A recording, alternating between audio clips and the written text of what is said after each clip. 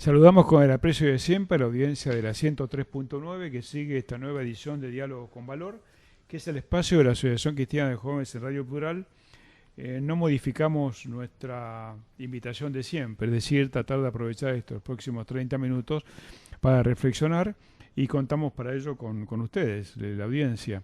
Vale la pena dedicarle algún tiempo a profundizar acerca del formato de nuestra democracia constitucionalmente representativa. El artículo 22 de la Carta Magna señala que el pueblo no delibera ni gobierna, sino a través de sus representantes y autoridades. ¿Qué nos dice la experiencia? Que no siempre los representantes elegidos por el pueblo mantienen sintonía con las aspiraciones de sus representados. ¿Y qué sucede en tal caso? Es la pregunta. Poco y nada en la práctica concreta. La democracia nuestra es altamente delegativa y por lo tanto exime de participación genuina y también de la correspondiente responsabilidad a la ciudadanía. Es importante interrogarnos si la democracia se nutre y fortalece verdaderamente solo con el voto de los ciudadanos cada 2 o cada 4 años. La dirigencia política, con rasgo también endogámico muchas veces, suele transitar su propio derrotero y en el marco de una lógica interna que escapa a la comprensión y control de los votantes. Frecuentemente se observan apasionados, lo decimos entre comillas lo de apasionados, políticos hablando del pueblo con un dramatismo que conmueve. Sin embargo, es común comprobar que la retórica encendida, tan estéril como improductiva, esconde intenciones oportunistas con vista a un posicionamiento no pocas veces especulativo. Una democracia que arrastra el 32% de pobreza, ¿cuenta con una dirigencia creíble? Una democracia que acepta el 54% de los salariados en situación de precariedad laboral, ¿puede motivar a los ciudadanos a confiar en los políticos de turno? Una democracia que ha permitido el avance exponencial del narcotráfico, ¿puede aspirar a que los votantes no hagan del denuesto a los dirigentes un ejercicio cotidiano? Y podríamos seguir con el listado. La democracia, para fortalecerse, creemos, sin el menor atisbo de duda, requiere de una participación muy activa, protagónica y constante de la sociedad civil. Hay que empoderar con mayor fervor a esa sociedad que debe ejercer rigurosamente el control de los dirigentes políticos. En ese empoderamiento hay que incluir como política de Estado a las organizaciones de la sociedad civil. Son un contrapeso, partiendo siempre de su independencia y autonomía, importante para que la democracia alcance verdaderamente el objetivo de bregar por el bien común. Para tratar este tema crucial y a veces olvidado, hemos invitado a un muy querido amigo, nos referimos a Carlos March, que es el presidente de la Confederación General de la Sociedad Civil, alguien que desde la sociedad civil precisamente ha sido y es un luchador inclaudicable, incansable. Carlos, gracias por acompañarnos en Diálogos con Valor, es un gusto tenerte acá. ¿Qué tal, Norberto? Gracias a ustedes por la invitación. ¿Podrías describirnos así brevemente los objetivos de la Confederación de la Sociedad Civil? Mucha gente a lo mejor la conoce y otras a lo mejor no, así que sería bueno un pequeño resumen. Sí, muy breve. La Confederación es un espacio de tercer nivel, es decir, está integrada por redes y por federaciones, entre ellas el grupo de fundaciones y empresas que nuclea a donantes en Argentina, al Foro del Sector Social que reúne a distintas organizaciones de causa. Y el objetivo es muy concreto, es por un lado promover un mejor marco legal, fiscal y laboral para las organizaciones del sector. En Argentina es absolutamente lamentable, y diría lamentable por doble sentido, ¿no? Lamentable por su contenido y lamentable porque en la democracia se retrocedió en muchos aspectos de ese marco legal y fiscal en lugar de avanzar. Y el segundo aspecto tiene que ver con instalar al espacio para abrir puertas, generar interacción tanto con organismos del gobierno como con empresas, para que las organizaciones de causa de la sociedad civil puedan sentarse a la mesa de los tomadores de decisiones. Interesantísimo y además muy, muy loable. ¿Qué te ha dejado de positivo estos primeros años de vigencia de esta organización? Porque tiene, ¿qué antigüedad? Se creó formalmente en el año 2012, así claro, que entramos en el quinto año ya. No, a ver, creo que un buen aporte es cosa que no había sucedido nunca en Argentina, que donantes y donatarios, es decir, un espacio que reúne a quienes generan la inversión social, a quienes donan, y organizaciones que nuclean a quienes hacen ni ejecutan esos presupuestos de inversión, es decir, organizaciones de causa, Sí. o los llamados donatarios, puedan integrar un espacio estratégico, establecer rasgos de confianza para poder interactuar y definan agendas de interés común. A mí me parece que eso, Es sobre importante. todo en estos últimos 12 años donde hubo una gran segmentación de la sociedad, un aporte de un espacio que una es importante. Y lo segundo es en haber instalado y trabajado con los mejores profesionales de la Argentina vinculados a todo lo que tiene que ver con marcos y mejoramiento de las condiciones legales, impositivas y laborales, haber establecido en papers, haber elaborado propuestas bien concretas para presentar a las distintas instancias de gobierno. Y en el último año, con el cambio de gobierno, no sé si por convicción o por necesidad, pero muchos referentes de la sociedad civil que estaban en distintas organizaciones sociales pasaron al Estado en distintos roles. Por lo tanto, hay una masa crítica de actores dentro del Estado hoy en Argentina que conocen bien las necesidades de la sociedad civil, y eso motivó a que desde la jefatura de gabinete se creara una comisión integrada por distintos estamentos del Estado Nacional para analizar y trabajar sobre estas propuestas elaboradas por la Confederación de la Sociedad Civil.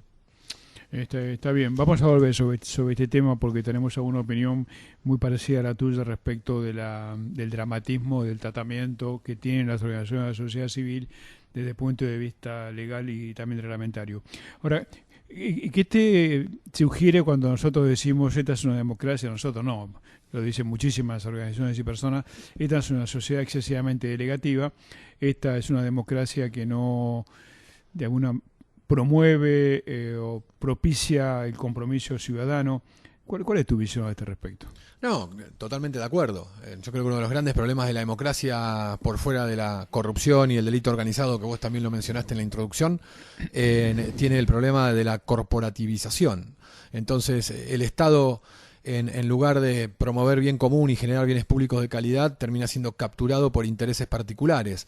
Dentro de la legalidad, cuando hay corporaciones que hacen lobby para que surjan leyes y normativas y medidas desde el Poder Ejecutivo que benefician a un determinado sector de la sociedad en detrimento del otro, pero también hay presiones ilegales desde la corrupción, desde la presión del delito organizado, que capturan de alguna manera el Estado desde adentro a través de asociaciones ilícitas que se presentan a elecciones, ganan las elecciones y operan desde la corrupción desde adentro del Estado, o desde la captura externa a través de aceitar con corrupción el canal de blindaje y protección al delito organizado, que básicamente es las fuerzas de seguridad, sobre todo la policía y gendarmería, en el sector político y el sector de la justicia. Entonces, cuando vos te referías al narcotráfico, pero también está el trata de personas, contrabando de mercadería, armas, etcétera, se captura desde asociaciones ilícitas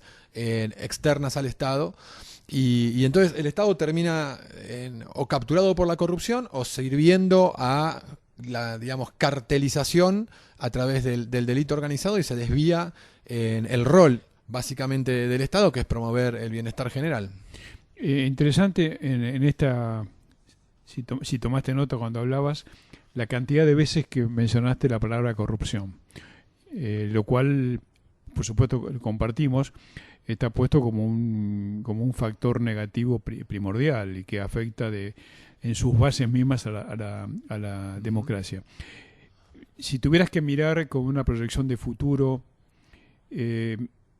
estaríamos en camino de modificar, no de fondo la cuestión, pero la tendencia hacia futuro, o todavía es muy prematuro tener una opinión. Sí, es que para mí el problema en materia de corrupción es que si no modificamos desde la matriz, estructura, desde el fondo, no cambiamos la tendencia. Sí, de acuerdo. Entonces, no, yo no creo que la actual dirigencia política, la que está en el gobierno actualmente, la que está en la oposición, desde la lógica de construcción de poder, estén pensando en generar cambios estructurales para evitar la corrupción. Yo creo que desde el punto de vista estructural sigue todo igual, porque no es un problema de qué herramienta implemento o si saco la ley de acceso a la información pública, que bárbaro el avance.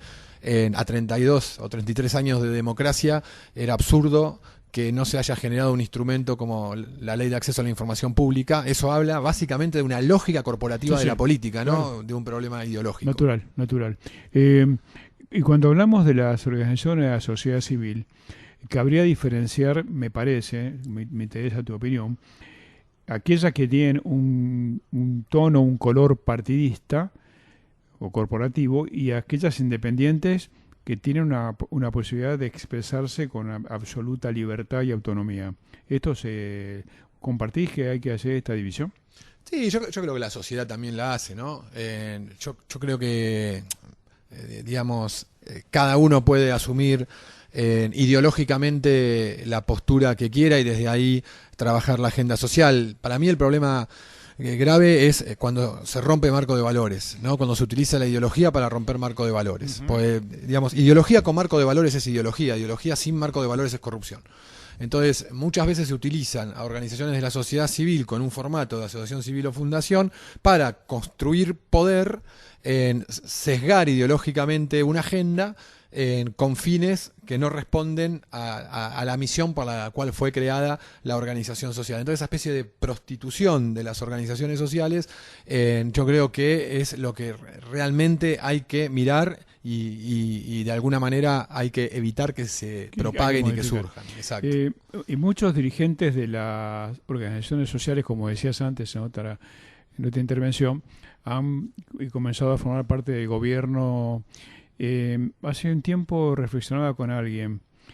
Sería importante que estos que fueron dirigentes, líderes de organizaciones de la sociedad civil, cuando pasan a la función del Estado, no olviden su origen.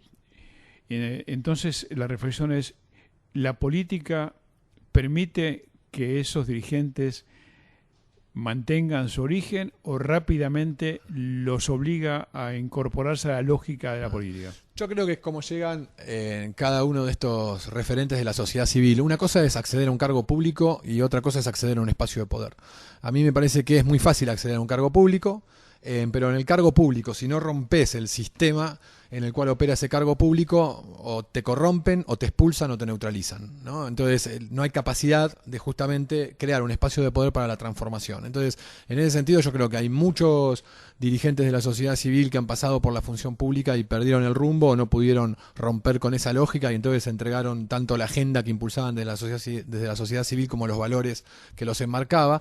Pero me parece también que hay un problema estructural de falta de estrategia de la sociedad civil. Nosotros desde la sociedad civil no estamos preparados para acompañar la disputa de poder político por parte de los líderes sociales. Eso nosotros como institución lo compartimos plenamente, pero no estoy seguro, vos me corregís, que esto que vos decís y que nosotros afirmamos y practicamos esté aceptado por el conjunto de las organizaciones de la sociedad civil.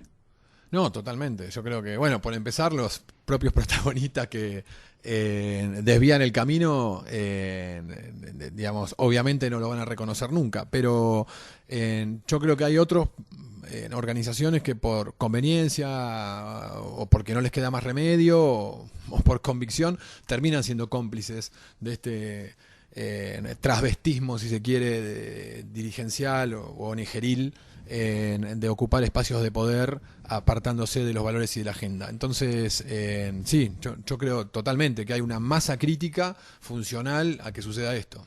¿Y te parece que el tema económico, el sostenimiento de las organizaciones de la sociedad civil es el factor que de alguna manera los condiciona plenamente?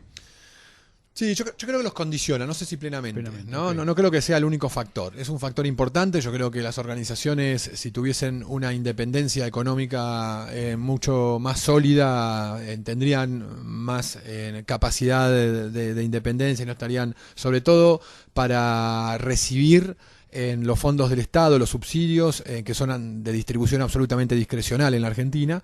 Bueno, ahí hay un condicionamiento muy fuerte, ¿no? Y, digamos, hay que tener bastante espalda institucional para no caer muchas veces en los chantajes que desde el poder político, desde el Estado, digamos, se le imponen a las organizaciones sociales.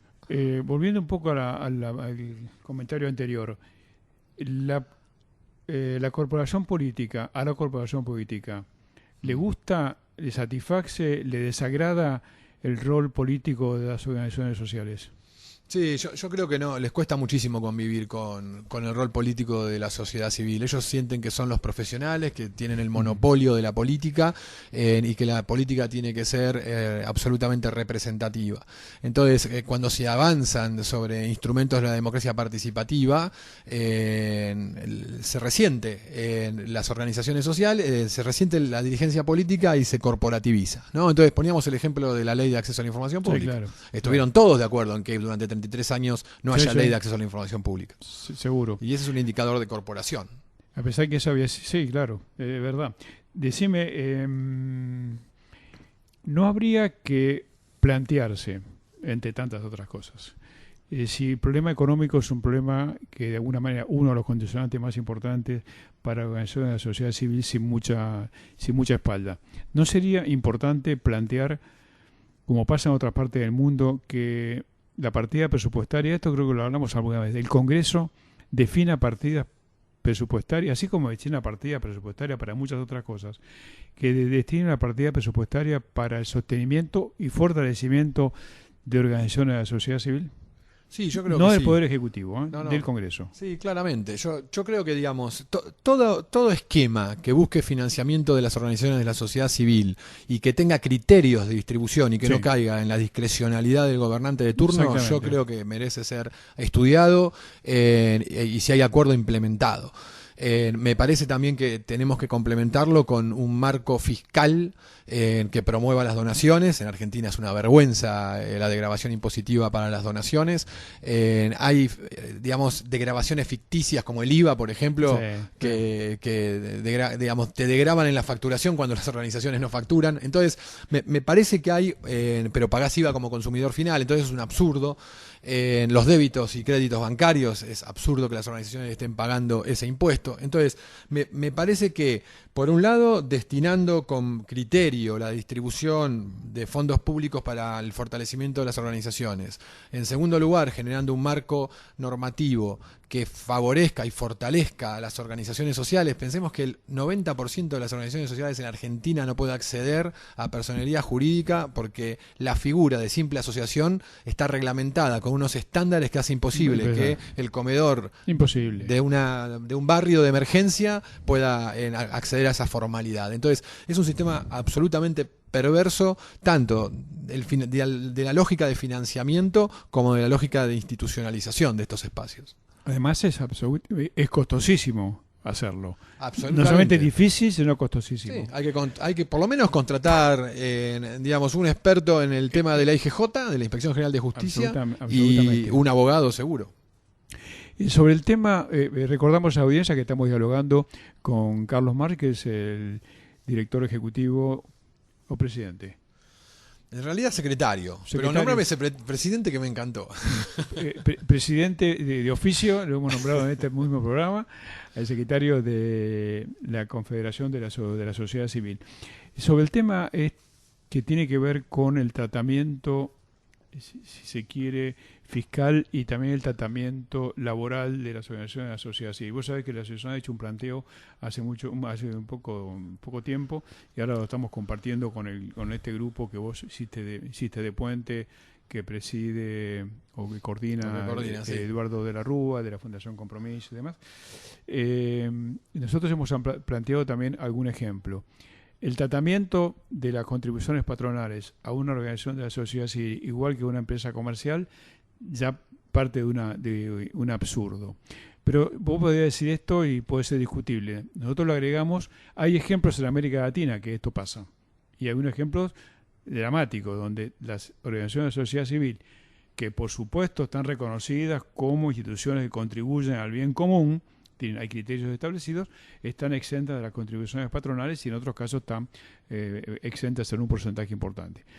Este es un punto que ayudaría enormemente, porque la sociedad civil, corregime el número, estaría dando trabajo directo o indirectamente a aproximadamente 2 millones de personas. Sí, no hay estadística dura, pero sí, se supone que más o menos ese es el número. Posiblemente muchos de los que trabajan en estas organizaciones Si vas a indagar, no sabemos si están absolutamente en blanco, porque a veces si están en blanco no pueden subsistir. Entonces, este planteo es posible de sostenerlo. Sabemos que hay espacio del gobierno, por eso la reunión que te comenté que queríamos promover, hay espacios de gobierno que no están dispuestos a transigir en esto, espacios importantes de gobierno que están dispuestos a transigir. Pero también el tema impositivo en cuanto al IVA. Las organizaciones de la sociedad civil pagan el IVA. ¿Y qué más? ¿Qué hacen? No tienen ninguna posibilidad de compensarlo. ¿Qué te sugiere a vos esto? ¿Qué te parece que se puede lograr o qué estás viendo del Estado en cuanto a disposición?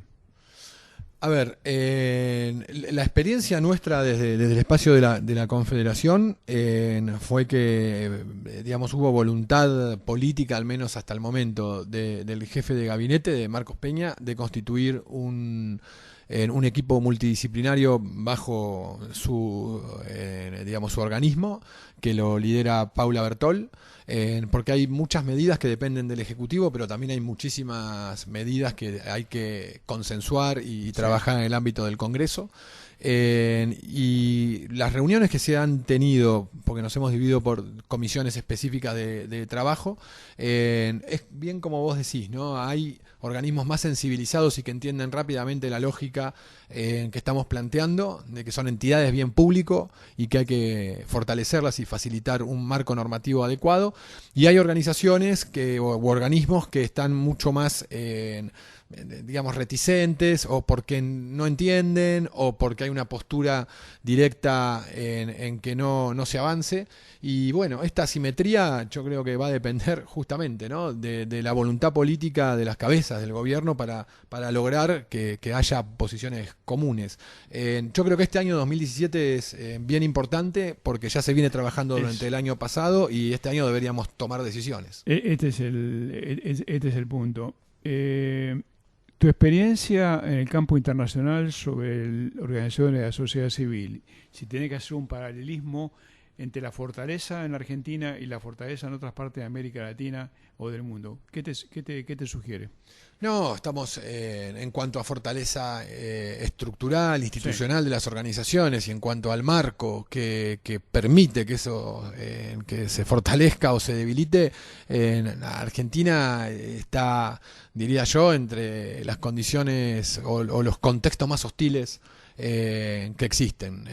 No llegamos al punto de Ecuador, donde el presidente tiene la facultad de cerrar una ONG si se considera, en función del criterio del presidente, que se está alejando de su objetivo. Tampoco estamos en las condiciones de Venezuela, donde cualquier organización que no le guste al gobierno prácticamente es perseguida con todo el poder del Estado, pero tampoco estamos en el plano digamos, de los países más avanzados, como puede ser Europa, los países europeos o Estados Unidos, o por ejemplo Brasil, digamos, para mantenernos dentro del continente, donde se está analizando, por ejemplo, ahora la figura de una sociedad comercial que le permita a una ONG financiarse con recursos genuinos de la actividad comercial sin perder la condición de organización sin fin de lucro. Esto último que decía, nosotros no nos estamos adosando ningún mérito para nada. Esto lo hemos planteado ya hace más de 3 o 4 años, y hemos compartido con administraciones anteriores, tanto de la ciudad de Buenos Aires, cuando estaba esta administración que está a nivel nacional, como con el ámbito nacional, la posibilidad de esto que están planteando, que las organizaciones de la sociedad civil puedan tener como actividad que le permita volcar el resultado de la actividad comercial en su objeto, en su fin, actividades comerciales. Y poníamos un ejemplo, lo llegamos a discutir con varios ámbitos del gobierno de la ciudad de Buenos Aires. Por ejemplo, las playas de estacionamiento. ¿Por qué organizaciones de la sociedad civil no pueden administrar una playa de estacionamiento? Cuando nosotros conocemos que las condiciones que establece el administrador de una playa de estacionamiento las puede cumplir una empresa comercial o la puede cumplir una organización de la sociedad civil con una estructura operativa adecuada. Eso nunca prosperó. Y tengo la impresión de que no hay interés en que prospere. Sí, porque yo creo también que el mercado y las empresas se organizan en cámaras empresariales que todavía se rigen con criterios del siglo anterior, ¿no? Absolutamente. Entonces no entienden estas nuevas figuras que van surgiendo como empresa social, empresas B, etcétera, en donde básicamente son empresas con fines de lucro, pagan impuestos. Lo que, como bien marcabas vos, digamos, las utilidades en vez de repartirlas entre los accionistas, se aplican a fines sociales, a la misión de la organización que la crea. Entonces, esas figuras todavía no entran en la dimensión de las empresas. Entonces, el sector empresario se abroquela también, así como el político se abroquela para hacerse dueño de la democracia, las empresas se abroquelan para hacerse dueño del mercado. Y así estamos. Y vos sabés que contribuiría enormemente a luchar contra la corrupción. Sí, absolutamente. Absolutamente. Digamos, la corrupción tiene, digamos, es como el tango, se baila de a dos, ¿no? Es decir, hay un funcionario público que se corrompe, pero también hay un privado que corrompe. Hay un privado que corrompe, no cabe duda. Este es muy ¿Te parece que esa discusión se podrá incorporar en el debate con esta gente del Estado? Ojalá. Yo creo que hay que ir, ¿no? Por prioridades. Sí, porque si no si no los vamos a aturdir. Pero a mí me parece que sí, que sería fundamental abrir un espacio de diálogo. Le das autonomía. El problema está que el día que las organizaciones de la sociedad civil tienen posibilidad de financiarse, comienzan a adquirir independencia y autonomía. Y ahí comienza también el problema. ¿Se quiere que tenga independencia y autonomía? No, yo creo que no. Yo en serio creo que no. Yo creo que está todo pensado para que en la sociedad civil administre insustentabilidad. Entonces, eso obliga claramente, no solamente a disponer de recursos escasos o a depender de la acción filantrópica de un donante. El problema también pasa por lo que es el intangible, todo el tiempo que le exige a los directivos de una organización ocuparse de buscar financiamiento para la organización y no de la misión o la causa que tienen que impulsar. Y muchas veces esa causa está de alguna manera sustituyendo responsabilidades del Estado. Sí, todo. Generalmente. Sí, sobre todo en estados que tienen lógicas, por ejemplo, de estar brindando recursos para combatir pobreza y no generar cambios estructurales para terminar con la inequidad, ¿no? Porque en definitiva, si no terminamos con la inequidad, no terminamos con la pobreza. Absolutamente. Y decime, ¿por qué las organizaciones de la sociedad civil no podrían integrar los organismos de control del Estado? Que todo el mundo te dice son un fracaso rotundo. Sí, yo creo que, digamos, incluso hay organismos que contemplan la presencia de organizaciones sociales, pero el problema me parece que más allá del diseño está en qué poder real se le da a este tipo de organismos. Y como decías antes, digamos, que un organismo esté integrado por distintas organizaciones sociales del ramo que tiene que controlar, yo creo que claramente va en contra de estas lógicas de generar organismos de control que terminan favoreciendo o legitimando la corrupción. No tengas dudas. ¿Cuáles son los planes futuros que tenés por delante como confederación? No, estamos muy focalizados en este año en trabajar duro con el equipo generado en la jefatura de gabinete para empezar a sacar directamente acciones concretas y medidas concretas que beneficien a la sociedad civil. ¿Y tu otra actividad en Avina sigue vigente? Sí, absolutamente. Pero para toda América Latina. Sí, mi rol es estar a cargo de la comunicación de impacto de la organización. Y sí, tenemos una tarea ahí bastante ardua porque tenemos 9 programas a nivel regional y generan mucha cosa, y estamos creando ahora una plataforma de innovación con sentido que hay que posicionarla, que hay que digamos, impregnar en la sociedad este concepto de innovación con sentido que articula la innovación social con la innovación tecnológica y la innovación en negocios. Qué bueno. Carlos, muchísimas gracias por habernos acompañado, ha sido un gusto como siempre compartir contigo, lo mejor, mucha suerte. Y seguiremos compartiendo la misma ruta. Sí, cómo no, gracias Norberto. Bueno, vos también desde aquí hacen mucha tarea para no solamente el fin específico de la asociación, sino también se involucran duro con el tema de mejorar el marco legal y fiscal del sector, así que mil gracias por todo lo que hacen y por la invitación al programa. Ha sido Carlos March, nuestro invitado de hoy. Como decimos siempre, Argentina anda y camina con esperanza activa. Hasta nuestro próximo encuentro por la 103.